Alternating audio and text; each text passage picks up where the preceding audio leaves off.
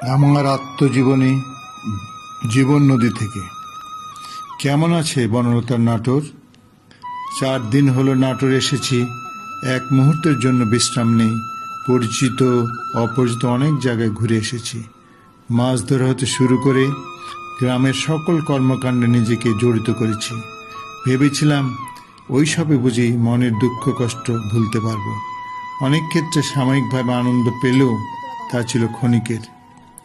প্রতি ক্ষেত্রে পুরাতন স্মৃতি মনে পড়ছে। আজ খাবার নিয়ে এসেছে বোন বা অন্য কেউ। ভাবছি এই বুঝি রান্নাঘর থেকে তরকারি নিয়ে আরও একজন হাজির হবে। অল্প খেলাম বলে অনুযোগ করবে। মাঝে মাঝে অন্য মনস্কতায় পরিচিত অস্পষ্ট কথা কানে ভেসে আসে। পরক্ষণে নিজের ভুল বুঝতে পারি। আজ মনে পড়েছে একদিনের কথা। সে থাকতো বাবার বাড়ি আর আমি থাকতাম আমার বাড়ি। যোগাযোগের কোনো উপায় ছিল না। একাকী বেশি খারাপ লাগলে আমি তার বাবার বাড়ি চলে যাই। এমনিভাবে একবার সন্ধ্যার দিকে সেখানে যাই। তার বোনের কাছে শুনলাম সে পাশের গ্রামে আত্মীয়দের বাড়ি। সারাটা রাত রাগে কষ্টে ঘুমাতে পারিনি।